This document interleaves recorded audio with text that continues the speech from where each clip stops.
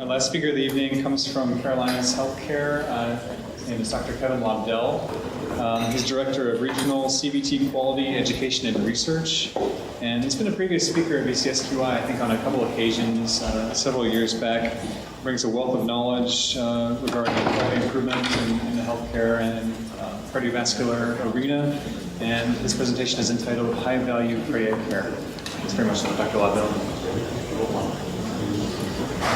To continue.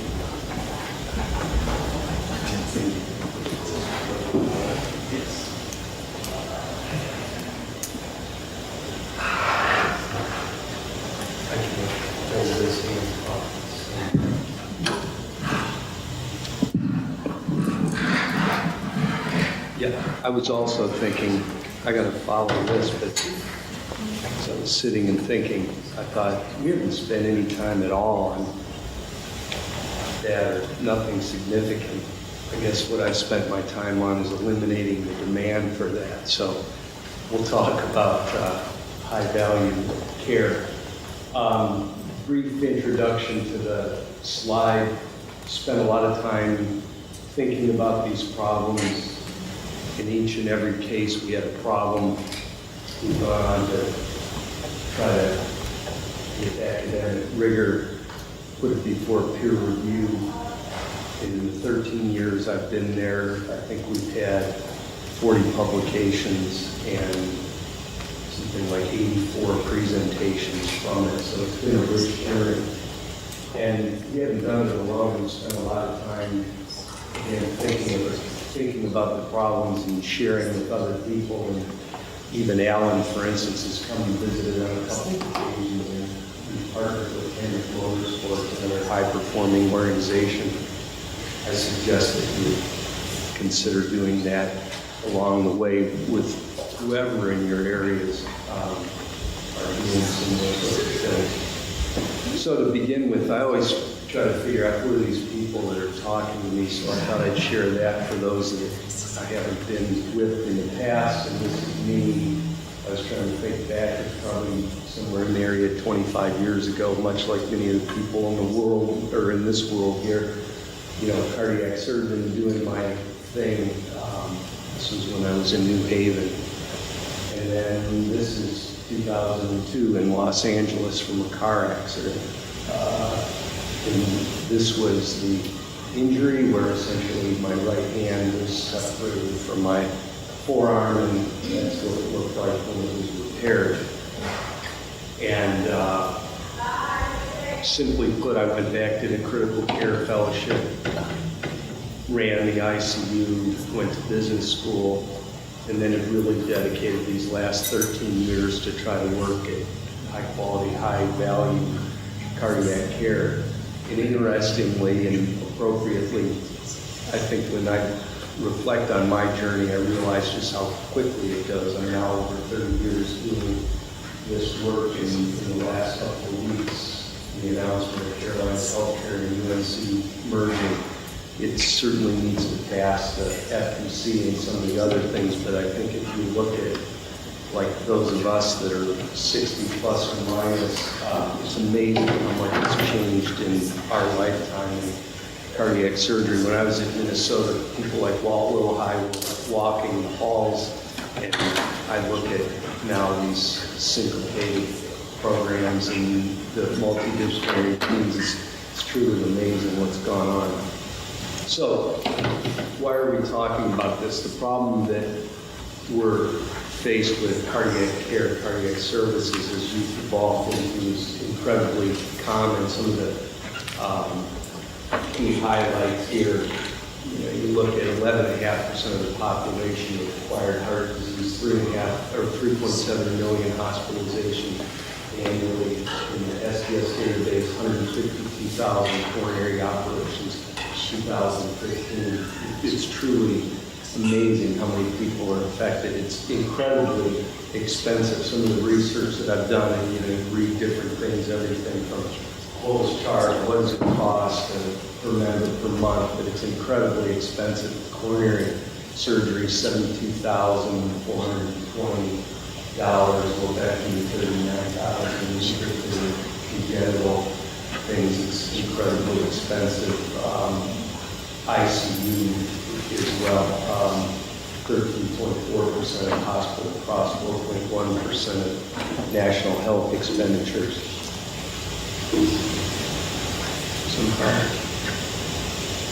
Oh, there we go. And you guys in Virginia have done a lot of the great work on the complications and the costs. I'm not going to reiterate that, but not only is the frequency alarming, you know, sometimes when I think about the problem, somewhere around 12% get a major complication, 30% minor complication. Imagine you stand 10 people up and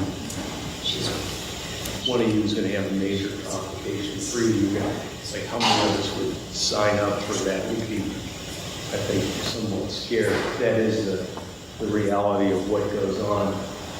Interestingly, I just read this today from Milliman, and it's a consulting firm that does actuarial studies, 2014 through 2017, and they look at charges 30 days before to 180 days after transplantation. I don't know if you can see that, but heart transplantation, $1.382 million. If you look at the patient 30 days before to 180 days after.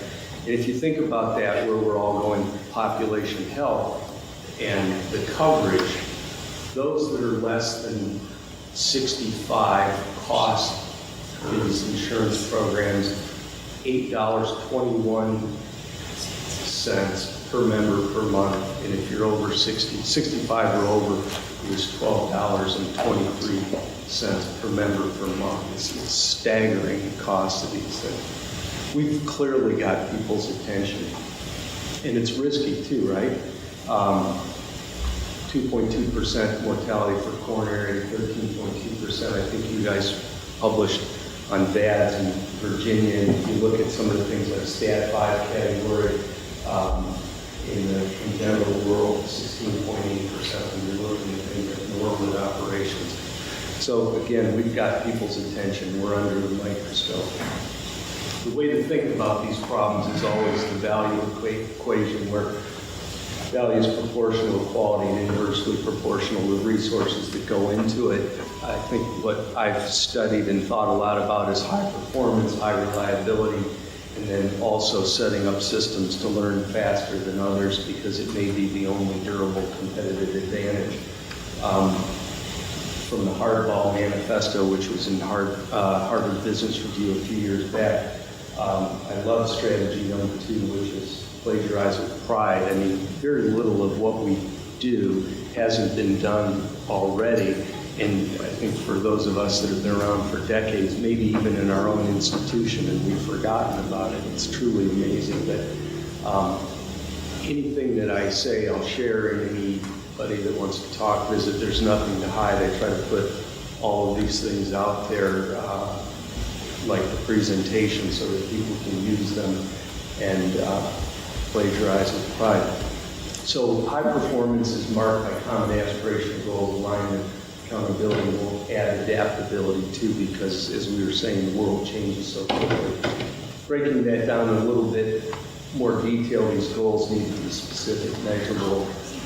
We have to consider the competing values and quantified values of any sort of organization, the alignment through the lens of people, process, technology, and then certainly accountability. If you fail at any of those, none of this really works. Leadership, and I think many of us in this room have been on our own journey, but this is probably the quote that resonated most with me, and I think I probably presented this the first time I talked to the Virginia group, but it's a process of continuous learning, integration, action, course correction as we go along, and we'll productive community here, disturbing the system there, several epiphanies along the way, sprinkled with some appreciative inquiry. Magic happens, positive energies created, things get better, and metrics improve. I think that many are mistaken thinking that it looks like this. I think we all know that have been there. It looks more like this. And it's not this. I thought this was pretty funny. I was reading the other day.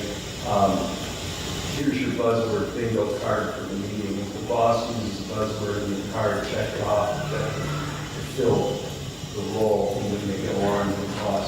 You're all very attentive, Dave. My proactive leadership must be working. Bingo, sir. That you probably are all exposed to that regularly. In fact, I'll digress. There's a site, I'll try to find it, I forget the name of it, but it's a corporate DS generator. You go there and you push the button and it just puts words together. And so some of us back when we're home and frustrated, we use ourselves pushing that and get this group of words. That stuff truly is nonsense, and a lot of it goes on. It's a lot of hard work, even those you have been there know that. Don't underestimate it. You'll do things, you'll redo things, you'll redo them again. It's sort of the nature of working with these teamwork. Collaborative effort by individuals, each doing a part, but all subordinating personal prominence and autonomy, the efficiency of the whole in order to achieve the goal. Makes me think. One of our respiratory therapists one time as we were on the journey was talking with some of the other people in our unit, and somebody says, we really lost our autonomy. We used to do all these cases and we got to do anything we want. And now we have this system and we have to do things in this regimented way. And Mr. Turner said, drunk drivers have autonomy, but it's not good for society. And I thought that was the best comeback I've ever heard. We got to be rowing in the same direction. There's no question about it. Here's a sobering thought on teamwork. And again, I apologize if any of you've seen this, but it's terrific. So Harris Interactive polled 23,000 U.S. residents employed full-time key industries. 37% said they had a clear understanding of what their organization was trying to achieve and why. 20% were enthusiastic about their team's organization. Well, 20% had a clear line of sight between their tasks and their teams and their organization. Well, 15% felt that their organization fully enables them to execute key goals. 20% fully trusted their organization and work for them. Before I go to the next slide, I'll digress. You go to Hendrick Motorsports and you talk to people there, whether it's a guy cleaning the floor, a guy assembling engines, a guy that's putting together the carbon fiber seats. They all say, my job is to get the 48 car across the finish line first on Sunday, or the 5 or the 24, whatever shop they're in. And this is what I do. It's amazing how they're connected to the purpose. Now, clearly it's not the same. I mean, we have 60,000 employees in our system. They had, last that I knew, somewhere around 500 employees. But the point is they know what winning means and they know what their role is in that. So back to what I was just saying, if a soccer team had those same scores, only 4 of the 11 players on the field would know which goal was theirs. Only 2 would care, and only 2 of the 11 would know what position they play and exactly what they're supposed to do. So in other words, all the 2 players would in some way be competing against their own team members rather than the opponent. And we probably all have seen that, right, at work. It's incredibly frustrating, but it's the reality. Much of my adult life, I guess I would say, frustrated. I'm a pretty simple guy, figured things out. I come from farming family, engineering types, and people make things incredibly complicated. Well, I recently discovered this, a book written in 1982 by, at the time, Yale professors Nelson and Winter. And they're working on this evolutionary theory of economic change and studying it in great depth. But what they come to find out is a whole lot more like what goes on at the water cooler and the result of reports and so forth. They quote, say, much of firm behavior is best understood as a reflection of general habits and strategic orientation from the firm's past, rather than the result of detailed survey of remote twigs of the decision tree. Again, people sort of do what they're comfortable with. If you've ever read the work Economy, it talks about the 2 systems of the brain. There's the automatic, which works quickly, and then there's the slow, more deliberate brain. And by definition, all of us have lazy brains and we're trying to do the automatic things. And I think that that's probably the physiology behind what goes on. People have to spend a lot of time and energy thinking about these things and deliberating. They just do what we've always done. But interestingly, I came across this, and if you ever want good slides, go to despair.com. It's got some incredibly funny things. Tradition, just because you always done it that way doesn't mean it's not incredibly stupid. I could show their slides all day long, but we have to keep moving. So communication. One of our meetings recently at the SBS or subgroups, I think it was patient safety, Sloan Guy was talking about, we need to spend a lot more time talking about communication because it really is the tie that binds us together. And I've spent a lot of time thinking about it, studying it, group interactions in high-risk environment like critical care, anesthesia, that sort of thing. And the vetted approaches such as readbacks, SBAR, goal sheets, handoff tools. And here's what our admission goal sheet, daily cardiac goal sheet, checklist. This is just us grounding with the health tools that we have.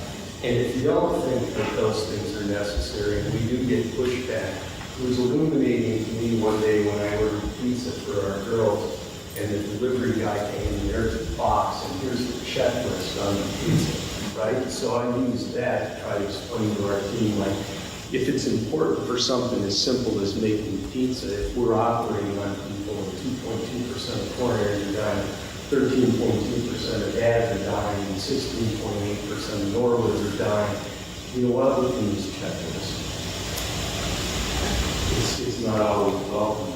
This is a great review, and I can send it to you if anybody wants it. It's called Better the Team, the Safer the World, Group Interactions in High-Risk Environment from the Gottlieb, Diamond, Power, Lenz Foundation, along with Swiss Re, and they convene nuclear power, aviation, surgical teams, and critical care. And they put together a list of recommendations, which I highlight 3 goal sheets, transparency, reduced duplication efforts. When we use those, we can look very quickly and know what's been done and what you need to look at by exception, as opposed to, say, the electronic health record where you have to read the it's got all in alphabetical order and so forth, but you can't make any sense of it whatsoever. Use the first person plural, we, not I. I have to remind a lot of my teammates of that regularly, and then understanding the role of standardization and effective team functioning as applies to rules. Here's another great example. I thought this was pretty graphic. So if you think about the situation, the background, the assessment, the recommendation, this is a military photo, clearly somebody that stepped on a landmine. This is an exploratory lap, open pack, the I-band Drake, and here's what's going on. Pretty effective way to communicate. This is incredibly hard to get people to do, though. We've laminated the things, we put them up on the site. We ask people to talk that way, but people still like to tell stories. Standardization, this reminds me a little bit of Adrian's talk. We went through a lean process for our rounding. When are we going to round? Who's going to be there? What are they going to do? That sort of thing. We spent a couple of months, regular meetings, working on it. And everybody has a place to stand. They thought that was more than they could bear. We use examples from motorsports. There was a great article in the Wall Street Journal, hospital races, Great Ormond Street and Ferrari combined, same sort of thing, that people can change tires on the car and fuel up and things like that in 2.5 seconds. But watch what happens when somebody has a cardiac arrest and they haven't been through this course. It's like pandemonium. So we ended up doing this. It was important, for efficiency. We figured in this main unit where we have 14 beds, we had 2 minutes apiece, 30 minutes of surgeon's time, no more, because they had other things to do. We have people that are leaving shift, those that are coming on, and we've designed the handoffs and everything all to be integrated into that. and we're committed to getting through rounds, which we do in that time frame. I'd say probably 99% of the time. And if there's something that needs more time, we circle back. Probably unlike a medical unit, the cardiac units are so dynamic that while you go and make these major decisions, who's going out, tubes, lines, extubate, whatever the case may be, we're still making decisions, in essence, rounding all day long. But this is where we've got the opportunity to get everybody together to know what went on the night, what are we going to do this day, and then we repeat the same thing at 3 o'clock in the afternoon. Jim Collins said it very well, and I won't read all of it, but disciplined people, thought, and disciplined action, those are the combinations that are the magical alchemy of great performance. Some of the things that we did, we came up with a point-of-care database where all the key things, initially it was early extubation, and as many of you in the room would know, glucose control and Foley removal, all these things, and we just made it scalable so we knew in real time exactly where we stood, and the charge nurse was there to make sure that not only were we documenting these things, but we were doing these things in real time. Once a month we'd get together and go over this, but between daily and monthly reporting, we had weekly meetings with the surgeons. This stuff was highlighted in the advisory board. Again, any of this that anybody wants, we can share. We use cumulative sum charts for all the procedures that have STS-approved risk models so that we know in real time, and those of you that are intimately involved know that we're evolving, and I haven't seen this yet, but where something of this nature would be available with this new dashboard that we either have or will have. I haven't seen it yet, but here's what I've come up with. Actions linked to leading KPIs, outcomes, you get ideas, insight, and you learn. So these are the actions. We're tracking leading key performance indicators, things that we think correlate with better outcomes. These are the outcomes. We study it, as I said. We try to learn as an institution and then continuously improve. I think we've all evolved to these multidisciplinary heart team type things. The ICU is probably the best example of that. We're doing some of the work on high-risk patients now on our team, and I've got some ideas about how we'll do that better in the future. We're also using what I call the patient-centered transformational redesign, and it's the use of telehealth tools. In our system, we have a EICU where we cover, I forget, 30 hospitals, hundreds of beds. And then in our unit, which was reopened, I think it was the Monday after Thanksgiving in 2016, what we did was build what we call a bunker. So it's a way to network in. This is sort of the medical ICU, right, that many have, and this is our EICU for cardiac care within our cardiac ICU. And now we have 3 cardiac surgery programs that are part of Sanger, 2 of which we manage this way. The 3rd will be coming on soon. CHS has 7 cardiac surgery programs, including the 3 in Sanger. And in my new role, part of what I'll be doing is trying to spread that program in UNC. I think we add 2 more if that comes to be. So that would be 9 cardiac surgery programs that we'll try to figure out if we can leverage this expertise with technology. Parenthetically, I think the future of some of these collaboratives is not just sharing data and learning together, but it's probably sharing some of this expertise. We see that in the future. One of the things that we've had to do is work on a scoring system so that we can manage this. As you can imagine, if our unit's too high acuity, we may not have the staffing to be able to cover, and then we go to a backup plan where the EICU covers the other cardiac units. This is what I've worked on. It's certainly in phases, but I think it works very well. And basically, it's using complexity theory to think about the problems. And there's routine, complicated, complex, and chaotic. You store them and we figured that each ACP could cover 15 points worth of patients. What about the quality? It's all over the place. You've probably seen this, the correlation between high quality, percentile ranking, and cost. There's really no correlation. And then when we talk about these things, I'll go 1 through 10. We don't have a database. Well, at least we have that in SPS and ACC, right? And then it's a coding error, n's too small, p's insignificant. The risk model wrong, the time frame's wrong.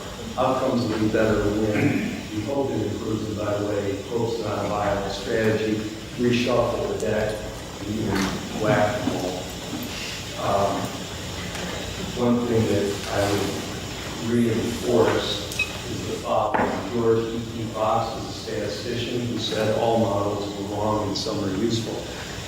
If you think about it, every single model, no matter what we're talking about, is a simplification of reality, right? Like to say, gee, there's 17 variables in this, or there's 51 in that. They're all simplifications of reality. In fact, we spent some time proving that. Like the learning that has to go on is augmenting the model to make it more predictive. There's various statistical tools, and I'm a simple guy. But an example would be, in the model for coronary surgery mortality, it doesn't say anything about what the cardiac index was or blood pressure, because it's pre-operative in whatever procedure you've done.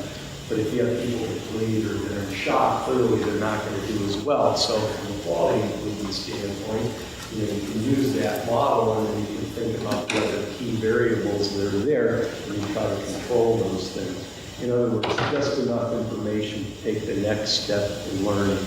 I think that many of us from a scientific background, are searching for perfection, but quality improvement is really anything but. And an example of that is the first QIP paper that we wrote, where we looked at historic period, re-engineering period, and then a similar period 2 years afterwards, and found that we decreased mortality in a risk-adjusted fashion by 40%, or the odds ratio was 0.6 in the latter era. So we worked on high performance and high reliability. These high reliability organizations are characterized by the reluctance to simplify, sensitivity to operation, commitment to resilience, and deference to expertise. And what they really do is focus on failure, what they don't want to happen. So I think high performance spends a lot of time with what do we want to happen. But it's a different set of tools and problems when you're thinking about what you don't want to happen and what you're going to do in that case. So quality improvement is sort of the HPO side, and the patient safety is the other. If you really perform sustainably at a high level, you've got to have both. How safe is healthcare? Not very. Look at the number of encounters for each fatality and the total lives lost. Healthcare and bungee jumping are in the same area. Look at commercial airlines, nuclear power. And interestingly enough, this is up to date. Today I walked in and checked in, and the USA Today was out there. I don't know if you read that, but it was about the Washington Hospital Center in DC and the problems they've had, everything from sewage running into the operating room, to the toilets that are above the operating room, to their retained foreign object rates, to hospital-acquired infections. I mean, this stuff's the real deal, and it's front page. The faster we can get better at doing better with this and being better stewards of these resources, not only can we deliver better value healthcare, but it's responsible, our responsibility is to be able to repurpose those resources as well.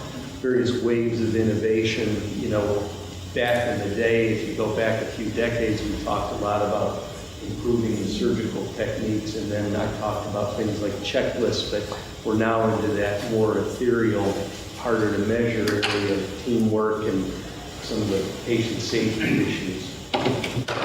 Value. This was astonishing to me. This is a IBM survey of economists, 2010, 480 economists. And they estimate there's $4.3 trillion of waste per year in the world in healthcare. And we think government's bad. Look where government is compared to healthcare. Again, that was shocking to me. And so then back to despair.com, economics, the science of explaining tomorrow why the predictions you made yesterday didn't come true today. Somewhere in there's something about what we do too, because I hear, again, a lot of storytelling, and I think that we've got people's attention. We have to do better. This was a recent thing that was from Michigan. It was in JAMA surgery. And the importance here is, again, just this wide variation in the cost in coronary bypass episodes, everything from professional payments to post-acute care payments and readmissions, wide variation. I even noticed that when I looked at some of those slides, from Virginia, if somebody didn't know anything about what we were talking about, right? They would just say, why is there such variation and what can you do? Having now been a part of this for a while, I'm sure we've seen some special causes variations, some common cause variation, but I think one of the things we have to do is work towards being high performing and highly reliable so there's less variation. So what have we done? We worked through the phase of care on risk assessment and mitigation strategies, and I'll give you a good example on renal function and AKI.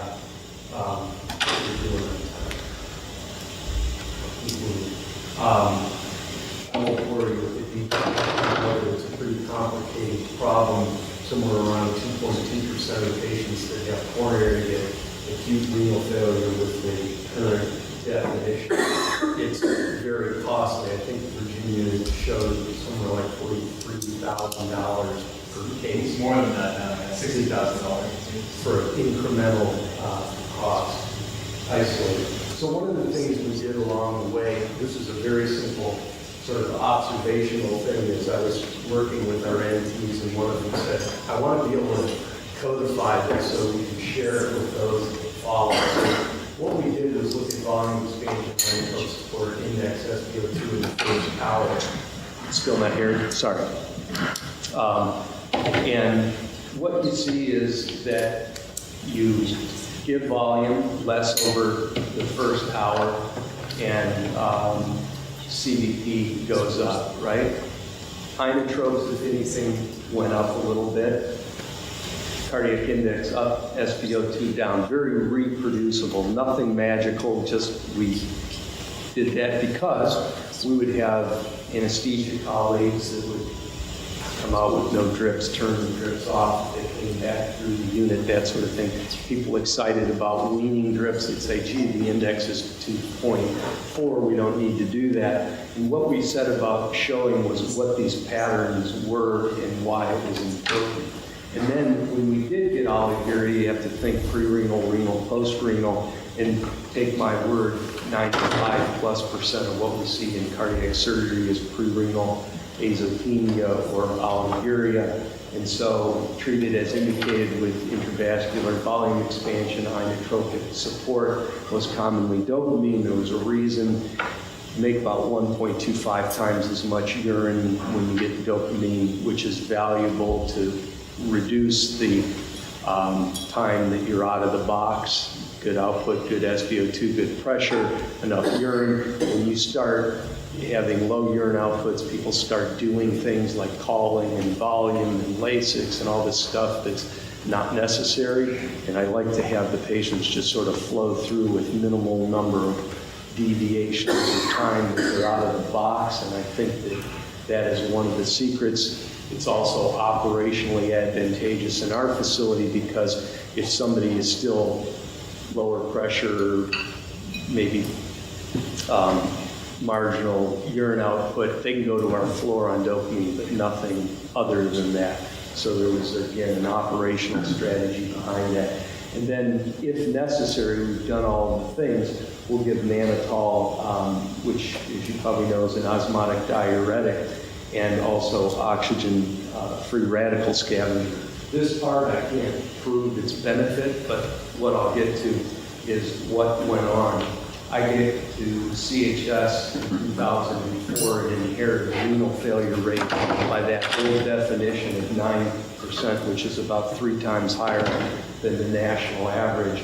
And then if you look at our rate, 2014, it was 0, and in the 30 months, 2014 through July of 16, we had 3 out of 492 coronaries with 0.6%. As you know, 2.2 is the national average, so markedly better. And what I would say is, trust me, that's real. That's not made up stuff. And this is, you know, I'm always like, for the full disclosure, somebody may say, yeah, great, but what about the other things? Our operative mortality, 1.3%, major morbidity mortality, 8.4, prolonged event, 6.6, mean length of stay, 6.7, median 6, short length of stay, 41.6, with a 6.3% readmission. So I think that if I showed you all the curves, you'd say it's bona fide. They did a good job. This wasn't just something isolated or, you know, 1 year.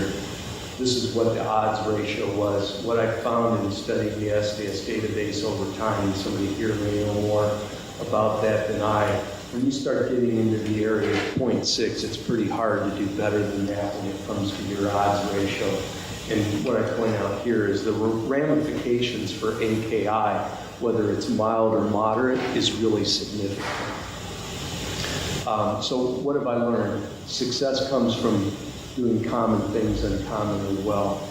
In fact, when I go back in time, I remember talking to Alan about this, and he said, gee, I could understand having dedicated intensivists, how incredibly valuable that would, you know, we have these VADs, we have these complicated people, and somebody like you would be really terrific. And I said, you know what, I don't think I'm that clever. I really don't think that that's where I add the value. I think where I add the value is knowing what to do, when to do it, and doing that in an incredibly disciplined fashion. And then over time, I think what we've done is teach a team of people to do that, to get these results. This is the team, and again, highlighting some of that work. So teamwork makes the dream work. Keep score, learn quickly, continuously improve. One of the things, like I pointed out, was tell the world about it. One of the things that I've really tried to do through efforts, say, at the SDS, is make sure that our efforts mirror what our current teams look like, and that's everything from, you know, residents to nurse practitioners, PAs, and including them in the process. So early on, whenever we're presenting or publishing, everybody's names on it. It has the CHS Tree of Life, and it says quality. And we put these posters up, and we put our presentations up, we circulate this, and I will tell you that people really benefit from this psychological upward spiral of success. They're proud of the work that they do. So that said, I'm sure you're all wondering, what do you want me to do? Keep this in mind. Actions leading to key performance indicators, outcomes, ideas, insight, and learning. And then I'll go in briefly, I'll fly through this, the performance management. I'm a firm believer, if you don't have quantified weighted priorities, you have irreconcilable values and no priorities. What does that look like? It looks like all of the meetings at work, and whoever's the best storyteller, higher on the hierarchy wins, as opposed to what you really should be doing. And so here's my brief version, something I call perfect care. You elucidate 3 domains that are central to your success, and you weight them. Quality, operation, service, right? No more complicated than that. What are the most important outcomes in each domain? 1 through 3. Analyze using historic data to score it, right? That allows you to set aspirational goals and get aligned behind it. What do you need? The data management, the analytics, the reporting that go along with it. So at the center of this is the value. Back up. Never forget this. There's a good book. You don't need to read it. You just need to remember this. 3 rules of business. Better before cheaper, revenue before cost, no other rules. If you think better before cheaper, where this value is, you get to define that. If not, somebody else is going to tell you, and you're going to be on that road to nowhere where the cost, everything goes to 0, and we're going to be working for very little. But if we can define value, we're going to be much better off. So what's the score? You've all seen this, right? The composite quality metrics. This is an example. Get together the team, say quality 70%, operations 15. You can figure out what you want to put in there, how you're going to weight it, and then score is 10. we did this with the team, right? And that care score, again, could be from 0 to 10. If you talk to the team, they thought they were doing incredibly well. I could say, I think we're like 7. When we had this come to Jesus talk, we were still getting 3 stars, but where is it here? Here was our score, 43316.8. It was going down. So, despite the fact that we were getting 3 stars, when we got the team together and said, how would you weight this? Had them put that together, we weren't doing nearly as well as we thought. And if you want to get to value, you just take the same thing and then you take your O to E of your cost and divide it, and you can see where you end up. Again, it's a very simple way to score something, and then the team, when they sit down and talk, said, gee, we want to be 10, but we're 6. What makes up the greatest part of the 4 that's missing? And that's what you're focused on, the value in it. So, summary, quantified values, quantified continuum, which I got a little bit into with the patient-centered transformational redesign of the ICU. But elucidate and align behind the common aspirational goal. They have to be aspirational. None of us want to do these simple, mundane things. We want to do things that feel like we're part of something that's better. We have to have prioritized and precise allocation of resources. Again, back to quantifying it, instead of being in all these meetings, talk. You say, we got this gap of 4, the biggest component is 2, it's in whatever, length of stay, readmissions, it's our service. Okay, that's what we're going to focus on. We're going to learn quickly, we're going to continuously improve. This quantified continuum, I think what we have to do is integrate tools and data across the continuum to learn and transform our performance. You've probably seen some of these things that talk about digital health kits, and we see Apple Watches and Fitbit and these different things integrated. I think those are keys to the future. Exactly what it looks like, I'm not sure. We're even working with a group with a robot at home and artificial intelligence to work on compliance in home care. But I think that, again, as opposed to words, it's things that are quantifiable or where we're going to get the insight to try to improve these things. And simply put, back to doing these common things uncommonly well, I think you have to think in terms of habits. So I think about this a lot personally, and I have to share it at home because we've got girls 12 and 14, and I'm trying to help them develop good habits. But at work, we are what we repeatedly do. Excellence then is not an act, but a habit. And plug for the book, if you haven't read it, it's pretty good, by Duhigg on the power of habit. Choose your habits wisely, right? That become your overall performance. And I would be remiss if I didn't thank all of those that have been behind it. So my girls, and again, life comes at you fast. It's amazing. It seems like they're this age, but this was Easter. I'll digress for a second to my dad, and this was us with him recently. He's 91, I alluded to, farmer, engineer. The company that he works for was privately held, bought out. He'd been doing consulting for the last 7 years. At 91, they just made him vice president of engineering of this publicly traded company, which is just incredible. So I figure I've got a little more than 30 more years to go. As far as continuously learning, I'm a big believer. I keep trying to learn more about what goes on in the world. This was our visit to DC and Kevin McCarthy's office.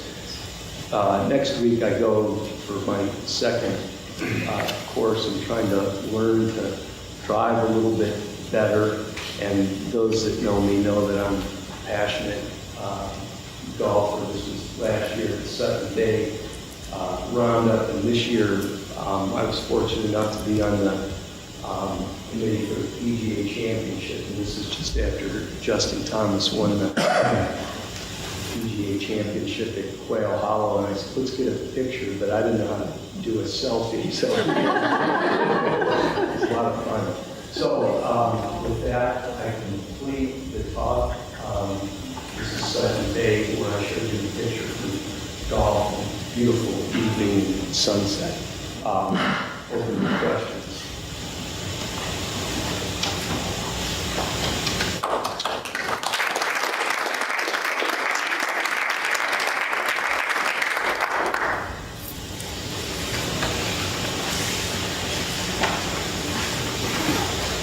Dr. Lobdell, I think that was a great talk, and we appreciate you coming here tonight. You mentioned a couple of interesting, I guess, protocols you've implemented. I mean, what do you think the ability to integrate some of those might be with the VCSQI group? Absolutely.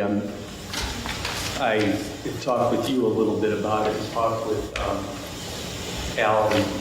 One of the responsibilities that I have, today was my last day making rounds, running the unit. Monday is, officially the new role. So it'll be trying to coordinate our cardiac surgery programs and do some of this work. So we'll try to figure out what's the value of collaboration, how do we do that. I talked with you about the future of that and democratizing data analytics, that sort of thing. So at the simplest level, the answer is anything we have, you're welcome to. It's all published, it's out there. In fact, I'll digress. Somebody in our program, and I won't tell you exactly who, was looking at prolonged ventilation and troubled by the fact that we've had an uptick in that, something that we've done very well in the past. And so they wanted to get the teams together and create an early extubation protocol and make sure that we were doing it the same way. And I just was incredulous when I heard this, because in all the QIP papers, the quality improvement program papers that we have, we published our early extubation efforts starting in 2008 and through like 2009, and even revised it. But even in our own institution, and then as you spread it through the other facilities, somehow this gets lost over time. We've probably all seen enormous turnover in our staff. I think that's a new reality. So part of what we're trying to do is work on not just sharing those, but building them into the institutional memory and then the processes. So back to the more timely and maybe even ethereally, we do look forward to figuring out where there's chance to evolve and find synergy with the great work that you guys have done. And I think that's going to be an ongoing conversation. So I'll reiterate, anything that we have that people want, we're very willing to share. It's all out there in the public domain. In fact, on ResearchGate, those of you that aren't familiar with it, take a look. It's a kind of fancy version of PubMed where publications, presentations, and things get stored, and they score your efforts by citations and volume of work. I put all of these things that I'm able to on there so that anybody can go and look and download them. But if there's something that's not there, just ask, I'll share that. AKI is a big one that I think we started to look at, but haven't really been able to implement any programs. Yeah, I think the future of that is not just sharing those protocols and being more deliberate, but some of the things that I'm working on, and like everything fits and starts with the biomarkers and AKI, I think incredibly valuable, and we're still trying to analyze which markers, what combinations, what timing, but there's no question in my mind when you get to, like the precision medicine type thoughts, it's going to have to be more than cardiac index, SpO2, urine output, those macro sort of goals. There's got to be some micro goals that are associated with it. So one question is really about an opportunity that's taking time here, but collaborating with cardiology and surgical communities. And what you're thinking is appetite with in North Carolina, you do the same. I've had some conversations with folks who are the head of Wilson, and I'd like your perspective on whether or not this is something where you think there's an opportunity might bring this view of what you're trying to do, and arguably, Virginia is export that to a larger regional community. Absolutely. So internally, we've collaborated for a long time, and as I sort of described with the new role that I'll play from historically running the ICU and trying to spread that and quality for SHPI, now it's a system level role for quality education research, putting all these things together. Again, one of the demands is to try to learn faster, and you do that through collaboration, trying to be high performing and highly reliable. You do that through these team efforts. So we have met with CHS cardiology, cardiac surgery programs from the various facilities over the last few years, and there's been a lot of talk, but we have to get to where it's action. So I think that the opportunity is now for us to do those things. Alan and I, for what it's worth, and I don't think I'm sharing anything that he wouldn't want me to or anything that shouldn't be talked about. But when we think about this, I think we have to talk about who and how and why and what are the aims, all these sorts of things. And I think the way we collaborate could look different than it does now. For instance, if we have a larger region, we have more data, that's terrific.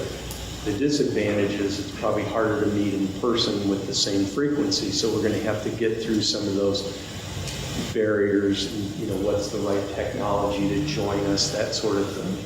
And even on the data management side, some of the things that we've talked about are getting virtual collaboratives together, right? Sharing data with other collaboratives, think COPE in Washington, Texas, think Michigan, think Virginia, what we can add. We're going to have to be thoughtful about privacy and protection from legal challenges and that sort of thing, but also not allowing people to just generate anything and put it out there, but just like we have with the participant user file initiative with the SDS, a real goal of democratizing data and analysis, and you have to be able to have quick turnarounds when people have ideas that they want data from and then analyze it and look to publish it. So some of those same challenges that we're working on at a national level, I think we'll face, but I think it's the work to be done. There's no question in my mind. You put on a couple notes there. We have one related question actually that comes in from the magic of the internet here, from Dr. Rich, who unfortunately couldn't join us, but he says, change is more than sharing protocols. It is helping those who have identified protocols which they decide are important and assist them in implementation. How do you create institutional culture for change? How do you drive implementation and adoption? It's a great question, and I'm not a very clever guy. I think I was asked by, I'll digress for a second, I'll answer that. Ed Crutchfield, who used to run Wachovia, is a good friend, he's CEO and pretty bold guy, and one day he stands up and right in my face said, "Kevin, what are you good at?" Wow, I never really thought about that. I said, well, I can make complex things simple and I know how to get things done. So to sort of answer that for Dr. Rich, what I learned in business school was everything that I thought was a bunch of words or didn't know anything about. There was truly or figuratively a Harvard Business School professor that spent their entire life studying this and said, here's the playbook. So change. John Cotter, how many books has he written on change? There's the playbook for what you do for change. And in fact, it's been updated more recently with the rate at which information is gathered and shared, analyzed and shared. But you can go right there, the 8 principles or the order of creating change and creating these guiding coalitions. I've got those slides too. People want those, but it's a very reproducible formula. So while John Cotter may have put it into a book that's very simple and digestible and we can follow that formula, just like the data we have, there was lots of data behind that, just like all these other things that we talk about. Again, I didn't realize that before I went to business school. I thought these people were just better talkers than I was, but I think there's that same rigor behind their data, their analysis. So when it comes to change, I just went to John Cotter. I follow his formula. You know, some of the things, you got to have the right people in the room in the right roles. You got to plan your early victories, that sort of thing. Institutionalize the change that you make, which you alluded to. It's not easy work. I mean, if you look at some of these things, and again, digressing, I'm preparing to give a talk at the STS on the gap between evidence-based medicine and surgical practice. And you get to some of these things, like on average, it takes 17 years to translate when it's evidence-based and when it's regularly adopted into practice. I think what I've learned is not only does it take a lot of time, it takes time to redo it because you circle back for many of the things because of whatever. Other questions, comments? Thank you again, Dr. Lobdell. Thank you.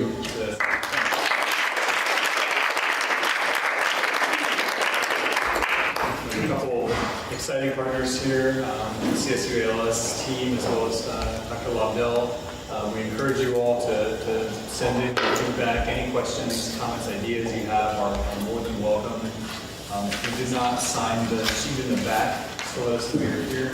That's the best way for us to get in touch with your CME and CEU credits, so please do that if you didn't do so already. And again, thank you so much for coming tonight. Really appreciate it.